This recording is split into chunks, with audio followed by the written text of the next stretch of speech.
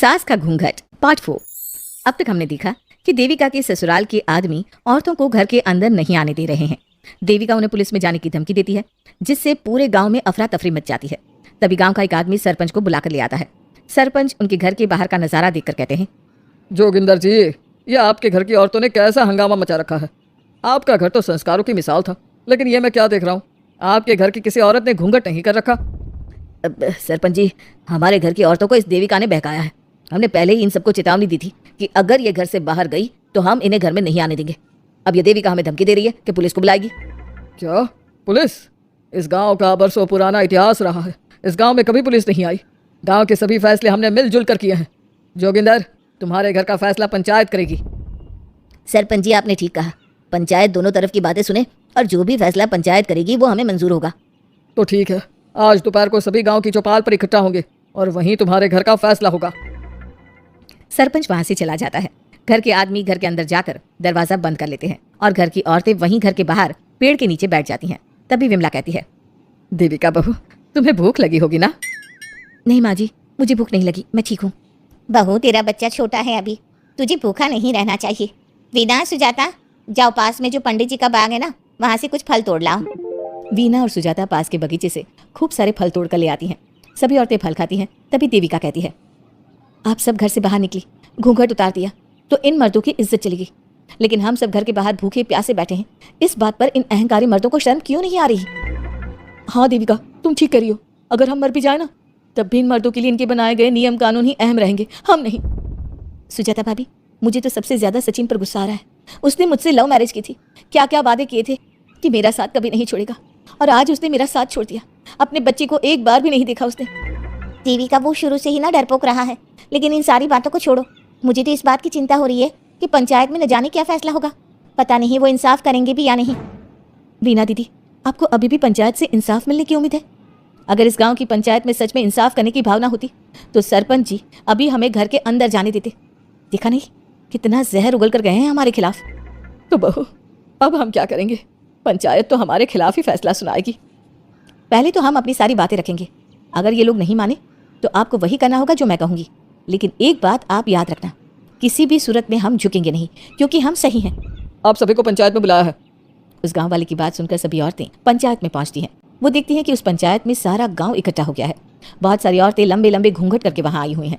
तभी पंचायत की कार्यवाही शुरू की गई और घर के आदमियों से पूछा गया कि वो घर की औरतों को घर में क्यों नहीं रखना चाहते।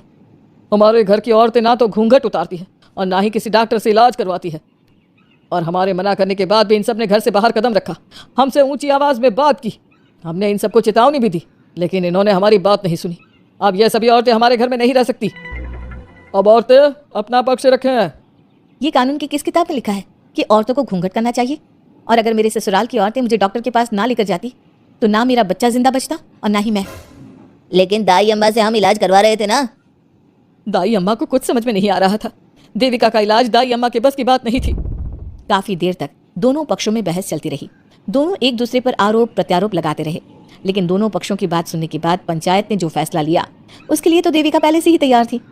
दोनों पक्षों की बात सुनने के बाद पंचायत ने यह फैसला किया है कि सारी गलती महिलाओं की है। अगर वो अपने अपने पतियों से माफ़ी मांग लेती है और वादा करती है कि भविष्य में कभी ऐसी गलती नहीं दोहराएंगी, तो वो घर के अंदर प्रवेश कर सकती हैं। हमें पंचायत का फैसला मंजूर नहीं है। हमने कोई गलती नहीं की जो हम माफ़ी मांगे। और किस बात का वादा करें हम?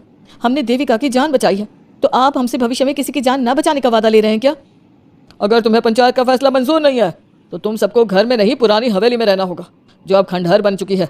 यह खंडहर तुम्हारे घर के सामने ही है। सरपंच जी, आपका फैसला सही नहीं है। एक बार और सोच लीजिए इस फैसले के बारे में।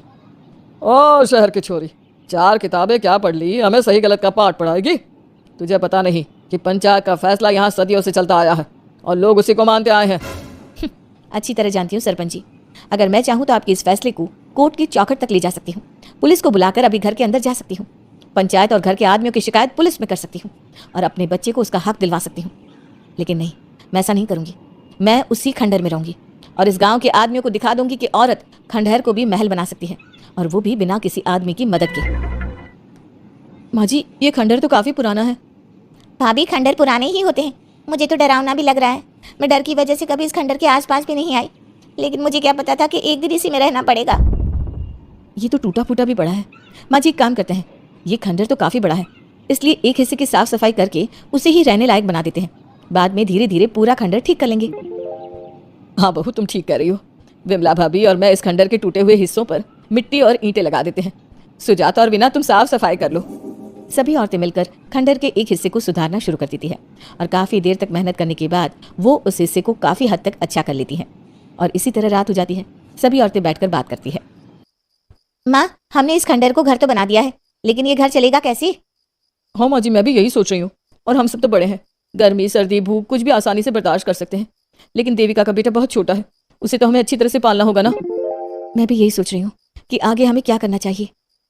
कम्मो और मैं मिलकर मिट्टी का चूल्हा और मिट्टी के बर्तन बना देते हैं।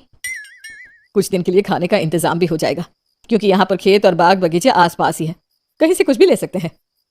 पहले आप मुझे ये बताइए कि आप सब लोगों को आता क्या है, मतलब कोई ऐसा काम जिसका आपको शौक हो, जो आपने बचपन से किया हो। बहू, तेरी दिमाग में चल क्या रहा है? माँ जी बहुत कुछ चल रहा है, बस अब हमारा सारा ध्यान इस बात पर होना चाहिए कि हम अपने लिए अच्छे से अच्छा क्या काम कर सकते हैं। आप सब हिम्मत से और समझदारी से काम लो, फिर देखना हम इस खंडर को भी महल बना देंगे। इसके लिए सबसे पहले हमें आत्मनिर्भर बनना होगा।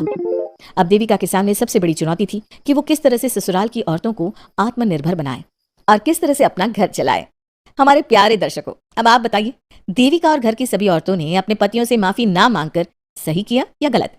क्या उनका खंडहर में रहने का फैसला सही था? अब देविका को क्या कदम उठाना चाहिए, हमें कमेंट में जरूर बताना।